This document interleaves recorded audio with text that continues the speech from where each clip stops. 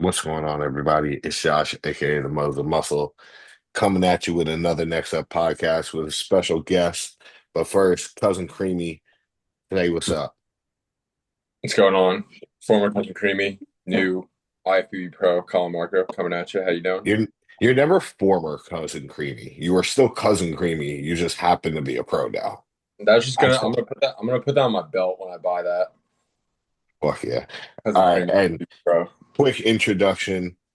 Luke, I don't want to mispronounce the last name because you and Joe's last name are way too similar, so I'm gonna try it. Pritchard. Yeah, All right, Pritchard. cool. Richard, Got it. bro, Pritchard. the fucking I and the Pritchard. R, dude. Yeah, Bro, yeah, he's I'm got it, bro. I'm colorblind. I got dyscalculia, all that shit. Yeah. So we're gonna reference you guys over to Joe's podcast to get to know more about Luke. But we did just find something out. He's a hockey guy. Never would have guessed that one. Big ass. Yeah. Definitely thought you were playing fucking Mike Backer. Um, but we got some pretty good questions for Luke today. So I'm excited to get into these. We're gonna shoot the shit a little bit. Oh And yeah. first and foremost, who's your team? Who's your NFL team? So, bro, my professional sports teams are random as fuck, but I'm a big Chargers guy. Big Chargers guy. Interesting. Yeah. Interesting. Why? Um, I loved LT growing up. That was my dude growing up. So I got into them watching like him and Antonio Gates and that whole team. But That was a bro, good squad. honestly, I became a huge fan over the last few years because the NFL was the one sport I didn't have like that team for me. I kind of just watch the league every Sunday and play fantasy and gamble and whatever else. Um, and then bro, when I saw Herbert come out of Oregon, dude, and watch that motherfucker throw a football, I was like, yo, I love this kid, bro. And then he got drafted to the Chargers. I started watching them every Sunday. And it just grew from there. That team with Eckler and Keenan and all those guys. Um, and then I just like all of a sudden I just found myself every Sunday wanting to sit down and watch the Chargers, and I was like, "Yeah, these are my guys." But yeah, I've always been into them since I was a kid because I grew up on LT and Antonio Gates and that team. So Fire. I have a good yeah, friend she dated Royce Freeman uh back at Oregon, so she was boys with like Justin Herbert. that's Um, sick.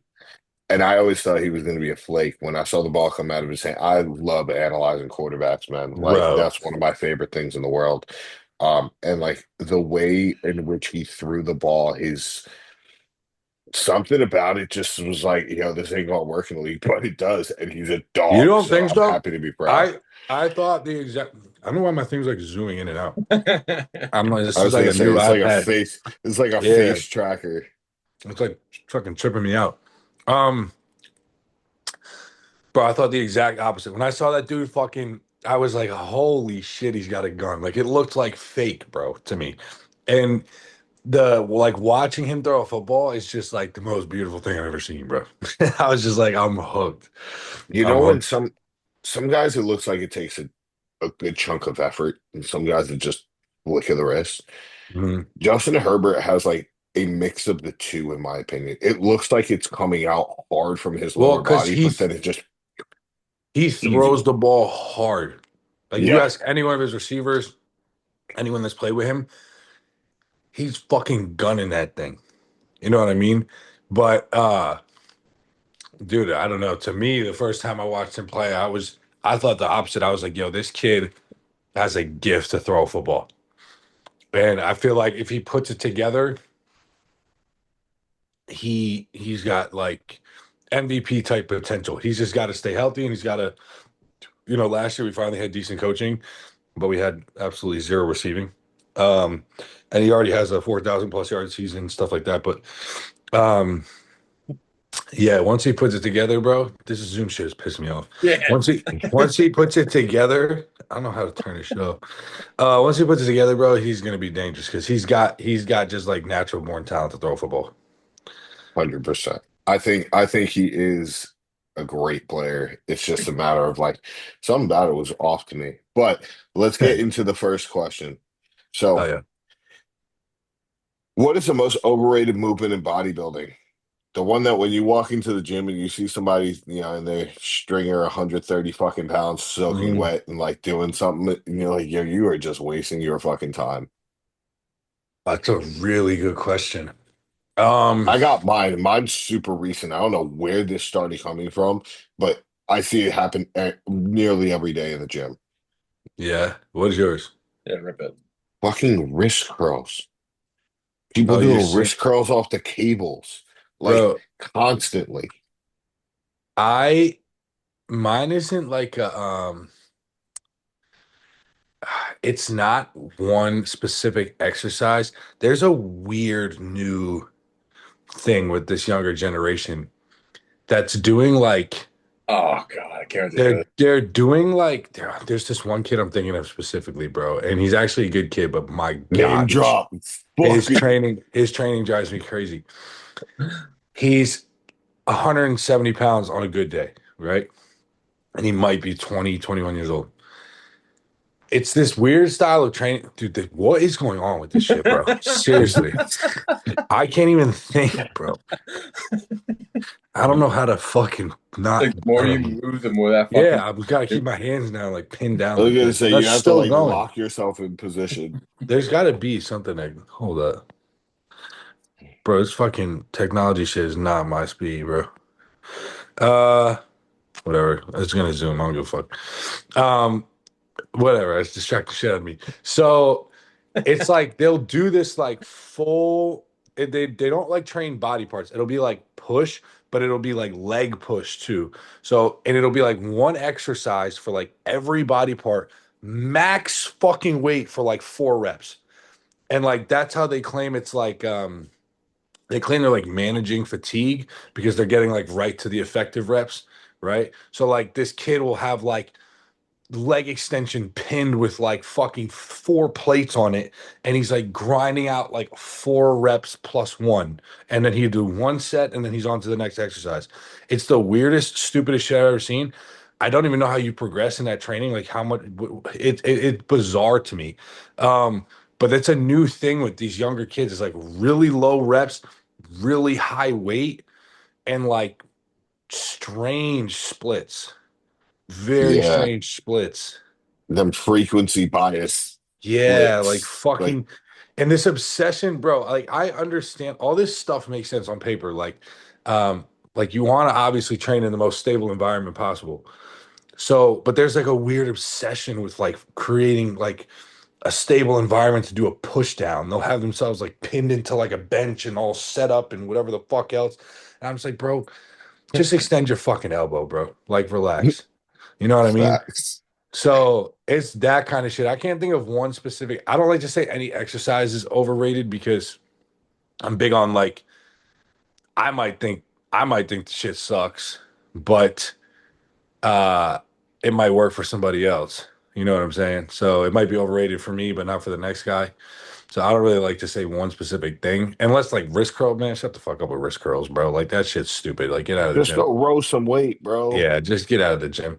But like other than that, that comes to mind. I don't know why. When you ask that question, that comes to mind for sure. Yeah, it should. So Yeah. I see this shit all over TikTok. It's fucking hilarious.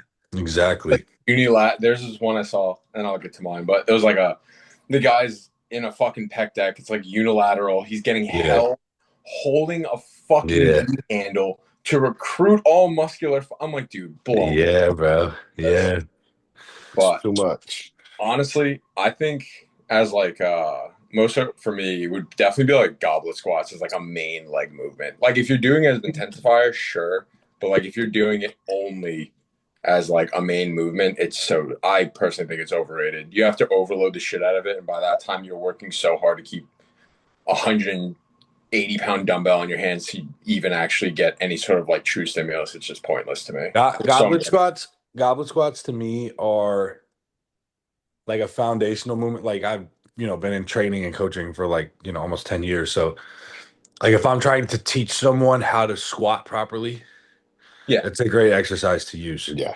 no, Um, but if you're trying to build dense muscle tissue, you're going to be insanely limited by your load because you just can't hold enough like that, bro. exactly. Yeah, and that's kind of my point with it. It's like by the time that you're actually to the point where you have enough weight, you're going to be one, you're not going to be able to hold it, and two, if you can hold it, you're using more focus to keep the weight up than you are to Yeah, actually your fucking squat. shoulders and forearms and like an ISO hold are gonna fucking burn out first. Exactly. So yeah, The bro.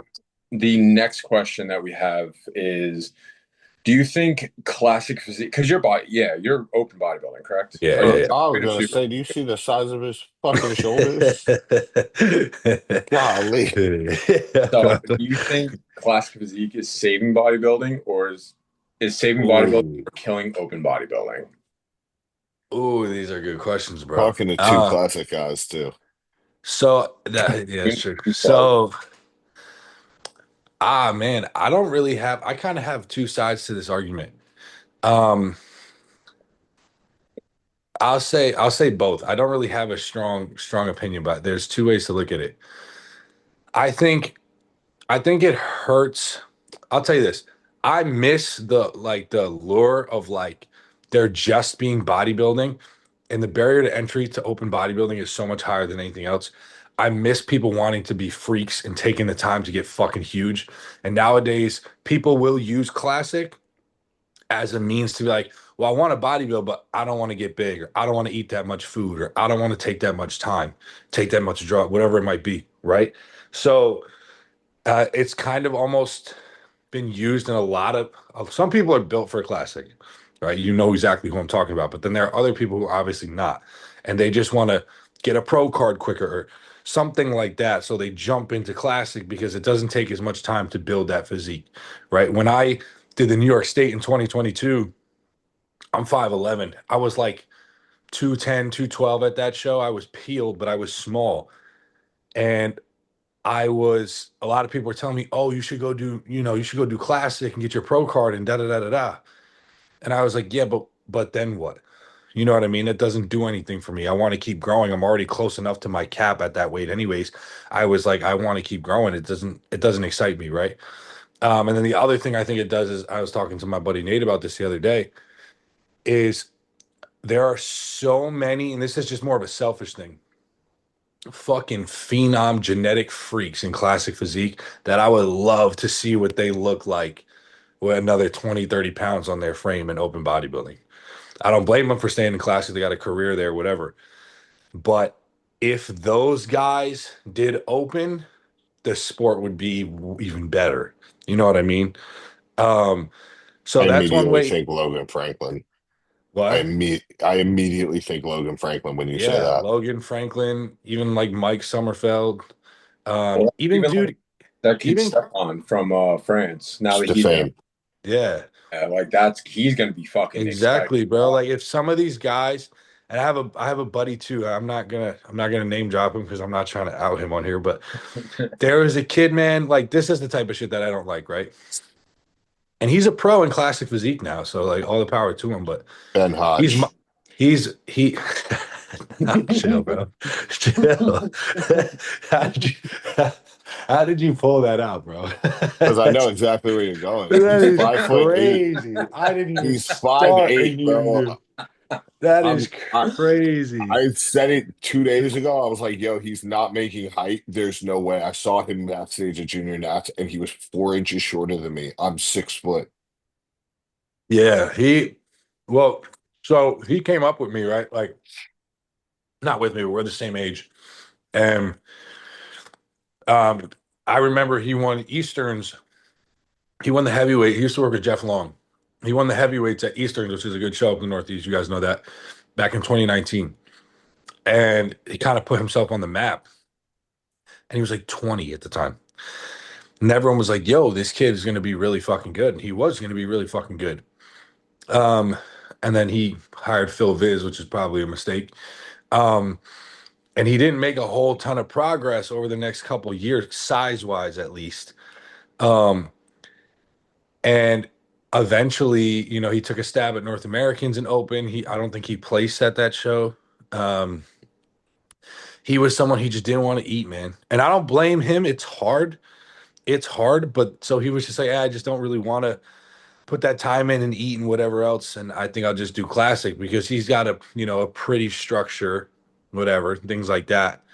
And then he went and he won an overall at Junior USA's or Junior Nationals or something class because he got his pro card.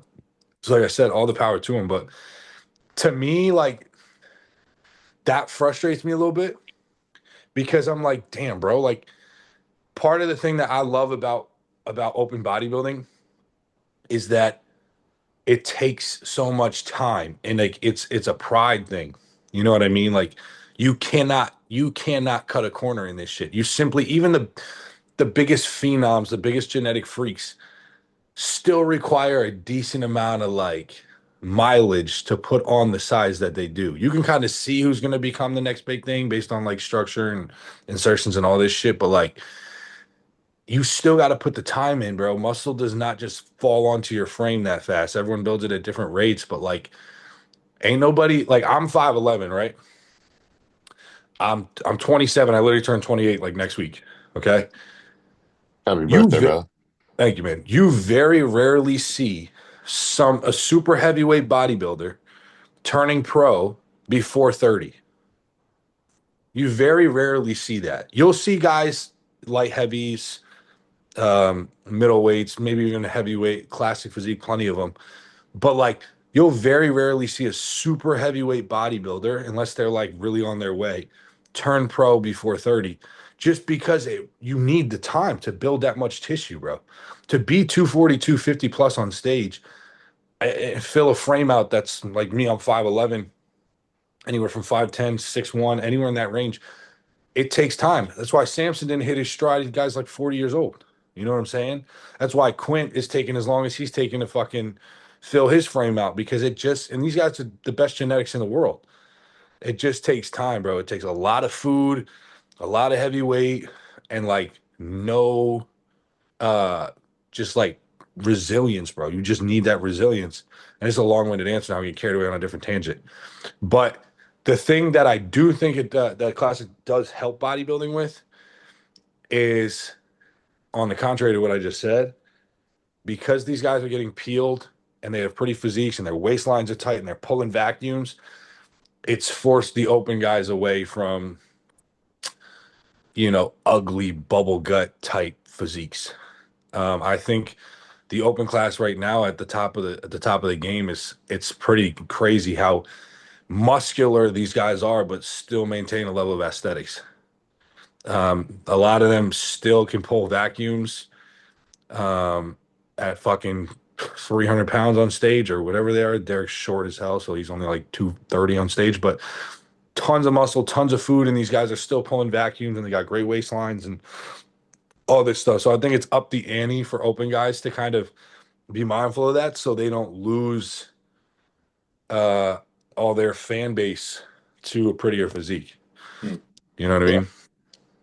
I would personally say I thought it was saving bodybuilding from this aspect of when you now look at what open bodybuilding has had to become so that they don't lose the attention, as well as you got guys like I'm not gonna try to pronounce that kid's name from the Middle Eastern Europe. The I know you're 19-year old the that the 19-year-old freak. the 212 guy. No, not Nayat. Uh, The young kid, he's 19. I want to say his name was Albert. He was doing classic physique, but really you could tell like he was barely making that weight cap. Either way, he's a controlled insanity athlete. Um, like, that kid's got exposure all over the place, right? And Yeah. as you now follow his platform, like now he's an open bodybuilder. Now that's going to bring more attention to open bodybuilding at the amateur level in Europe, just because of how much of a freak he was. T-Bum is easily the most followed bodybuilder on the planet. T-Bum has never once turned around and hid the fact that he turned pro in open bodybuilding. So I Yeah, I think that think it the grows thing the is, sport. I agree. I think that at the top of classic physique, 1000%, it has brought way more eyes to the sport. Um, I think that the thing is, though, a lot of these people that support someone like C-Bum or Ramon or these dudes, they're not really fans of the sport. They're fans of the guy. So like they don't really appreciate a good physique and what it takes. And they, like if C-Bum wasn't like you go to these shows, man, if you go to like an expo, like I was at the Pittsburgh this year and C-Bum was there, Sam Sulek was there, these people, Ramon was there at the expo. And this fucking insane show was going on over there on stage. And the lines for their fucking to go see these dudes was bigger than anyone watching the show. You know what I mean? Because they don't really care about bodybuilding. They care about the Yeah, of guy. course. Yeah. So it brings people in the door 100%. And like I said, I do think it's helped bodybuilding in a lot of ways because, they've had to keep up with guys like C-Bum and stuff. But at the end of the day, it's who's really supporting the sport, going to these shows, paying for the live streams, like the real fans. Um, and I just think that like a lot of times like it can get misconstrued. I think Chris was fucking huge just for the fitness industry in entirety. He just made it more of a mainstream thing and got a lot of young kids wanting to do this, which I think down the road is when we'll more see the benefits or the results of that because these kids will go from 20-year-old fanboys and they started working out because of Chris and now maybe they're competing at 25 and now they get more serious about it at 27. You know what I mean? So we'll see kind of what happens now, especially that Chris is retired too. It's going to be interesting, but I do agree with that too, for sure. It almost created like a stepping stone. It allowed Yeah. for kind of like how fit model is now the stepping stone to bikini. Mhm. It's kind of sort of like there was men's physique and then there was the freak show. And there was nothing in between. Like men's physique, yeah, it was pretty to a degree, but people thought things lacked and stuff like that. Realistically, our answers kind of led into my next question, which was, is social media helping grow bodybuilding or turning it into a circus? And like both questions, it goes both ways. Um, Yeah. the first question of overrated movements, kids looking at TikTok and this, that, and the third, like that's ruining it to a degree.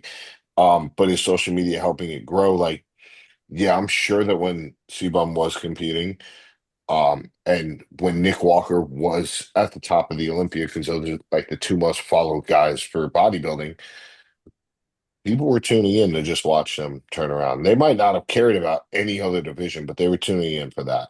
So I would say that we could probably just roll through that question. Colin, you want to ask your next one? Yeah. The so this one it's a little different, but in your opinion, what would you say as far as who's the most underrated in your opinion competitor in the sport Mhm. across all divisions and or who's the most overrated in the sport across all divisions? Current or all time? Let's do current. Okay. Oof. Fuck. Overrated. Damn, this is a tough question. Um, it's hard to The overrated uh one's very hard. I will say it's a very yeah, it's hard to I have a couple different people I'm thinking of for like different reasons. Um, I know Moses got somebody right on so his tongue. overrated, I'm gonna say two people for two different reasons. The first one I'm gonna get heat for because he's like one of the best in the world. I know what you're gonna say.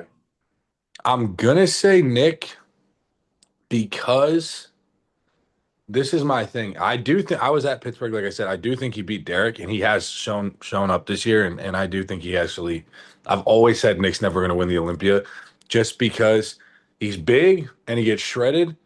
But in bodybuilding, those are the only two things you can really do to improve your physique is get bigger or get more shredded. And he can't really get bigger and he can't really get more shredded. So there's always gonna be someone that's just as big but prettier and just as peeled but prettier because he's short, stocky, and doesn't have, awesome proportions. So at the top of the game, I think he's always going to be like a perennial top five guy, but I never think he's going to win all the Olympias he thinks he's going to win. Um, I think more when I say overrated with him is people like to gas and stroke that dude up, bro. And like he's like literally already is Mr. Olympia. And I'm like, hey, like, let's pump the brakes a little bit. Like I do think, like I said, perennial top five guy. And after seeing him earlier this year, who knows? Because I do think he beat Derek at Pittsburgh. So who knows? I might eat my words on that. But another one that I want to say is Raf Rondeo. This guy, I think he's a great bodybuilder. He's got a beautiful physique. And Regan kind of falls into this one too with him. These guys have been like the young guys with potential for like 10 years. Yeah. And at some point, they're not young guys with potential anymore. Now they're in their 30s. And it's like they'll take a year away from the stage and they'll say they're this much bigger and this much that. And they come back and they just keep looking the same. Oh, I just got another one, bro. Just jumped into my head. And I just kind of went off on him from Tampa last week. Justin Shire is the most overrated bodybuilder in the IFBB. And that is not a slight to him. I actually think he's a good dude. Bro, the guy, he hasn't done anything in bodybuilding really. When you look at his career as far, I mean, he got first, he's only competed like what, 5 times, 6 times, and people act like he's already like this top guy. He's a small man for a bodybuilder. He's a small man. He gets lost on stage in big lineups like that. I've stood next to him. He doesn't take up a lot of room. Um, People like to glaze him for his training. Oh my God, his training, which it is visually textbook, picture perfect. But like, dude takes a year away from the stage and builds how much muscle? None, maybe, right? He turned pro in 2021 at 216. It's 2025. He was what, 220 on stage? Something's not working. He had two Yeah. years, two full off seasons, 2 years away from the stage, and something's not working there. I know, like I said, I don't know him that well personally, but I know people who know him. I know he lives his life in his off season. He doesn't really push gear. He doesn't really he travels with his wife. He's got other businesses. So I'm not gonna ever harp on anybody if they want to do that, but like you're not gonna make a ton of progress in bodybuilding if that's what you're gonna do during your off seasons. So don't be all butthurt when you come back to stage and you get smoked, right? And the thing is all he's done, he going into nationals in 2021 was when he got hyped up, right? Because he's got those like three beautiful poses, that front relaxed, his front double, and his front lat spread. Other than those three poses, there's really nothing that's super, super impressive. He's never peeled. His back is mediocre for a professional. Um, so he wins the show in 2021. He didn't even win the overall. He lost to Carlos. And then he won his pro debut at a weak Chicago that he shouldn't have probably won. Um, and then other than that, he got basically last place at the Olympia, which is fine. He's still an Olympian. And then his next show was Tampa this year. And he didn't even place in the top 10. But Yeah. people act like he's an Olympian, so he won his pro debut, so he's the next thing. And like I said, this is no hard feelings on him at all as a person or nothing. It's the way people talk about him. I feel like they put way too like they act like he's already that guy. And I don't think he's that guy. I think he's got a lot of work to do to be a good open pro, to be honest. So, Mine is funny as hell because mine goes off of one being underrated, then that makes the other one overrated, mhm. or vice versa.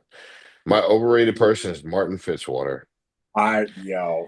My underrated person is Brett Wilkin because Brett and Martin to me are very, very similar, and Brett's bigger.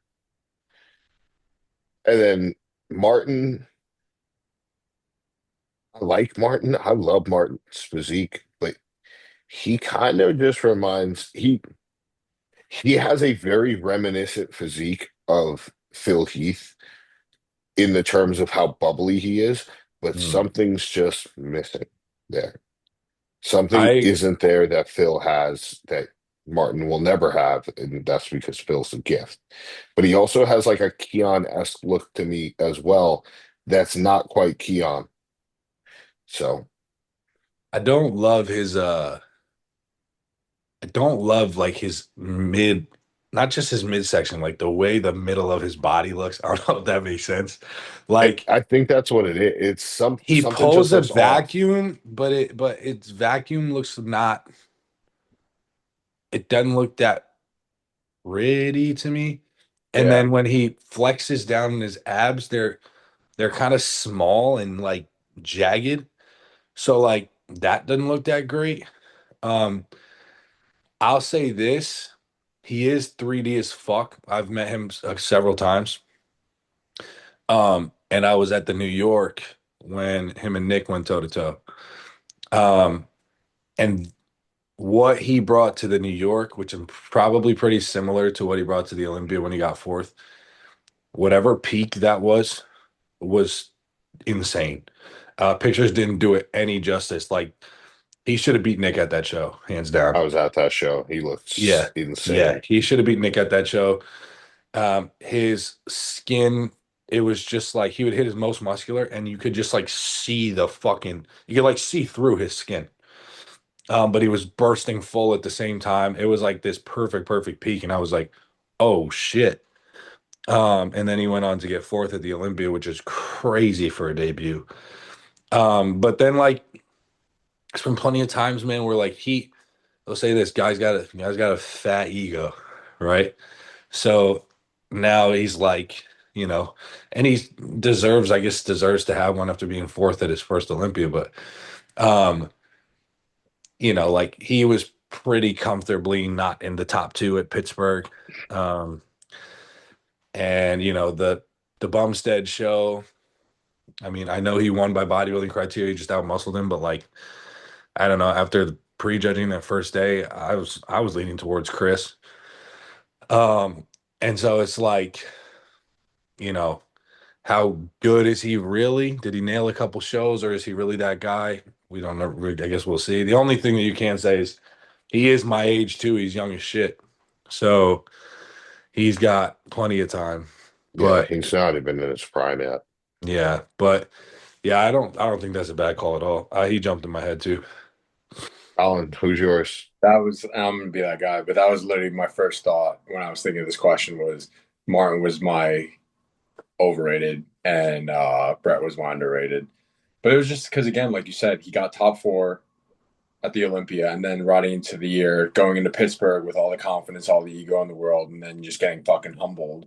And now it's this was the hardest prep ever. I went through hell and back. And Oh, I'm oh my I'm God. not saying like, oh, it's an excuse train, but like at some point it's like you just got beat. Like you missed peak. And again, when he was on stage, like something just didn't look right. Like when he hit his side poses, just it was just a fucking film of water. And it's like, listen, you weren't at your best. It is what it is. Just He accept that. he is a watery motherfucker on stage, even like he sweats like a pig. Yeah. Um, but sometimes it works, sometimes it doesn't. I'll say my underrated, which I never said, is Baruz.